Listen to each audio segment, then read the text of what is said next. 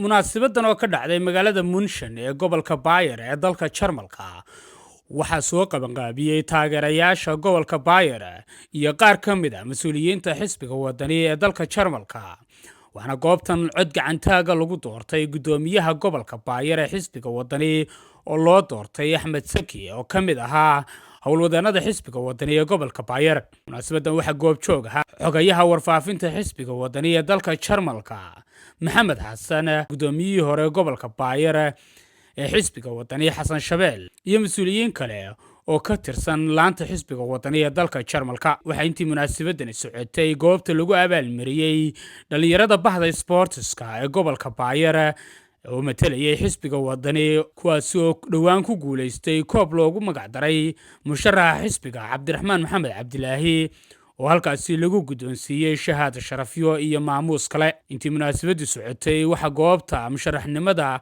gudoomiyaha guud ee xisbiga wadani ee dalka Jarmalka goobta kaga dhawaaqay Ciise Jaamac iyo Mustafa Axmed Cadde oo ka mid ah mas'uuliyiinta xisbiga wadani ee dalka Jarmalka. waxaana goobtan lagaga dhawaaqay qabsoomidda shirweyne lagu doorto hoggaanka xisbiga wadani ee dalka Jarmalka oo sida ay sheegeen uu xilkii ka dhamaaday. مرحبا الله وبركاته. مركب كروبات هل كان دمان أبان إذا ما هذا نقيا كل هذا الكنتي سبنا نرجع له ريادي هذا البدن أرد مايو كل يوم حليون أبان ما سنتين أبان أقول فرح السنة معركتي أنت صدق معركتي حفلة اللي على مسار يعني كسوق بشو في حدا يدوي بيتي إن شاء الله حنيجي عصنا يا حلكو أيدي سويسكو بدنتين أيدي دعيسان أنا بالله واحد يقطع يا ماركتين أنا نسكت دملي لي وماركت وناجينا كشقيو أنت سوكسو بدني والسلام عليكم. اللي يعطيك الصوت يبقى شيء حفلة الروح بدن القدرون يقدميها على الطبايع أسد الديمقراطيات لو رئيسة عادي عاد بالمين سلام يا دمرك وربع حكيت جبتيهم قدميها إن وحويان رسول حلو ama wadooyinka loo maro laakiin sida saxda ah ee xisbiga istiraatiijigiisu dhigayaan waxa weeye dadka qofku hogaaminaya inay iyagu gacantooda ku soo doortaan. waxaan u mahad celinayaa gudoomiyaha caawa halkan lagu doortay Axmed, gudoomiyaha xisbiga wadani ee laanta gobolka Bayer. qof kasta oo taageerana waxaan farayaa in gudoomiyaha xaqi uu yahay Axmed oo si sharci ah lagu doortay qof kastaana inuu la shaqeeyo. waxaan caawa halkan isugu nimi kulli waxa weeyaan waxa ugu weyn doorashada la dooranayo gudoomiyaha gobolka Bayer waa soo dhaweynayaa.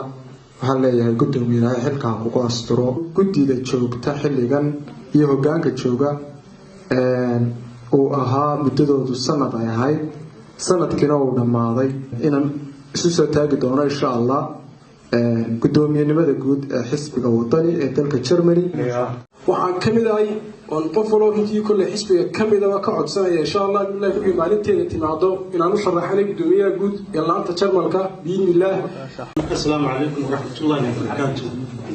aad baan idin salaamay dhamaantiin dhalinyarada xisbiga wadani aad iyo aad baan idin salaamayaa sidoo kale madaxda xisbiga iyaguna xagga fadhiya doon salaamayaa. waxaan soo dhaweynayaa gudoomiyaha cusub ee gobolka Bayer loo dooran doono isagana waxaan leeyahay waxaan hambalyeynaya gudoomiyaha la doortay ee sida dimuqraadiga loo doortay waxaan leeyahay hambaliyo caddeeyo guud ahaan xisbiga wadani madaxdiisaba oo caddeeyo iyo taageerayaashiisu meel walba ay dunida ka joogaanba in dadweynaha Jarmalku ama dhalinyarada Germany ee xisbiga wadani ay xaq iyo xuquuq u leeyihiin cidda ay iyagu doonayaan inay iyagu doortaan. waxaan u mahadnaqayaa dadka halkan soo ajiibay inay halkan noogu yimaadaan. waxaa halkan nala jooga rixii ugu sarreeya ee maanta nagala soo qayb galay xisbiga wadani oo Maxamed Wadani iyo waxaan u dacaynayaa insha Allah halkan Axmed Yare in ilaahay xilkiisa ku asturo. waxaan leeyahay hawsha wadaan oo hawl fiican mar walba xisbiga soo garab taagnaataana waa mid duwan tahay dhammaan gobolada kale. waxaan halkan ka hambalyeynaya Axmed oo runtii caawa loo doortay gudoomiyaha magaalada München oo runtii ay ka baxday sidii barigii hore xisbigu u soo magacaabi jiray amaba culays weyn maanta aan oran karo xisbigu uu ka degay magacaabadii uu soo magacaabi jiray dhalinyarta degan dalka Jarmalka. maanta waxay wafur u tahay in si gacantaaga oo run ahaantii gobolka oo dhan uu ku kalsoon yahay ay keenaan mas-uul ay ku daba faylaan xisbigana wuxuu ku tari doonaa Sakariya Jailani, Horyaal TV.